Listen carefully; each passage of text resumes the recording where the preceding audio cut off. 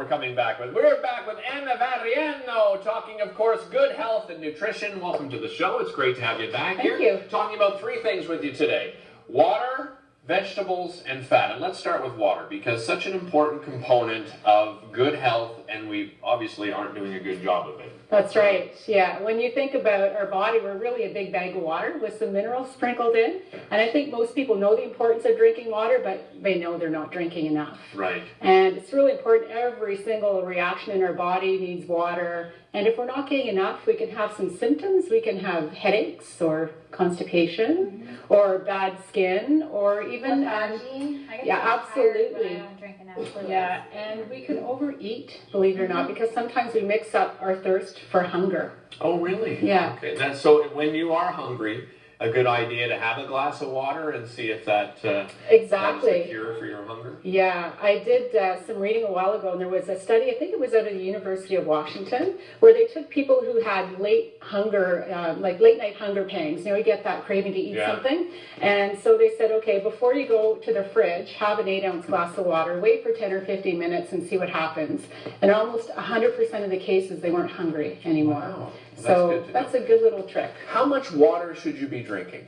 Well, it depends on a number of things. One is your activity level. So if you're sweating a lot, you should drink more. Okay. But there is sort of a rule of thumb, and that is you take your weight in pounds. So let's say a 140-pound person, and you divide that number by 2. You get 70. And that's the number of ounces of water you should drink in a day. Oh, that's easy. Okay, that's easy enough. Now, you have some interesting tips on how you can jazz up your water if you don't like to drink water, because I actually don't ever drink water, ever. That's not good. Ever. But I do try to add interesting things, so I'm excited to see what you have. Well, you know, a lot of people say, well, water's so boring, but I drink a lot of coffee, and I drink juice, I drink a lot of tea. I drink those like sports drinks, and I say, well, first of all, caffeinated drinks dehydrate you. Right. And all of those vitamin type waters they're really just liquid sugar. Yeah. So if you need to spice up your water a little bit, I've got some examples here. So I made these this morning because the longer it sits in there, the more the flavors infuse into the water.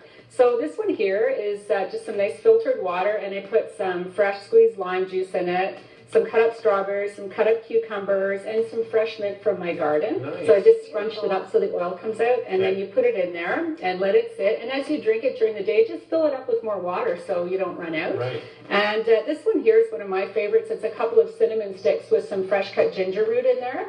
And so you're even getting some of the therapeutic benefits, right? Yeah, seeping into the water. So if you guys want to try it later, we've got some glasses and some straws. You can leave these here so that you can get some water. I have my water for the day. You can get some water in you. Exactly. You wanted to talk about vegetables today as well, something we're probably not doing a good job of either. Right? Yeah, I think people say, well, this is so obvious. I should drink more water. I should eat more vegetables. But, you know, there's a push. It's called Strive for 5, right? 5 servings of vegetables a day. But research shows that we really need to be eating more than that to get the therapeutic benefits.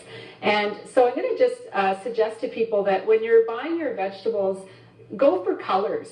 All the colors of the rainbow, so to speak, right? Because vegetables get their color from pigments, and those pigments are actually nutrients that have really strong nutritional benefits and health benefits. So really strong antioxidants that can prevent diseases, even cancer, cardiovascular disease, and some of them are anti-aging. So best to eat them raw as well? Not necessarily. Okay. You can steam them. Just get them into you however you can, right? Some veggies are good raw, some better steamed. But, you know, just break the habit of always going for a green cabbage. Get a purple cabbage once in a while. Or don't always get green bell peppers. Get red, yellow, orange ones. And, you know, carrots. You don't have to get orange carrots all the time. There's beautiful heirloom carrots, purple, yellow, orange. What are your thoughts on juicing? Does that take away from the nutrients at all? Are there better ways to juice or blend when making a smoothie? Yeah, I think juicing is great. I have a Vitamix blender, so I throw everything in my Vitamix with water, and it doesn't, you know, eliminate the fiber. But one thing, I'm glad you mentioned that, because even some of the way that we prepare some fruits and vegetables, we're throwing out one of the most nutrient-rich parts. So I have some example. Derek, here's a bell pepper. Yeah. If you just want to cut that like from top to bottom. Right. And if you look inside, you know, most people would like take all this white stuff out, take all the pith out, and that's actually really highly concentrated with vitamin C and bioflavonoids. Yeah. So really strong antioxidants, good for cardiovascular health, so leave it in. I just found that out like literally 2 months ago. I read it in a magazine, and of course I've always taken it out, right? We all do. So leave it in, and here's another thing that we do when people eat grapefruit. Hopefully you can see that. You know, we carefully cut all around. We don't want any of that white pithy stuff. We carefully cut between the segments and leave all of this stuff.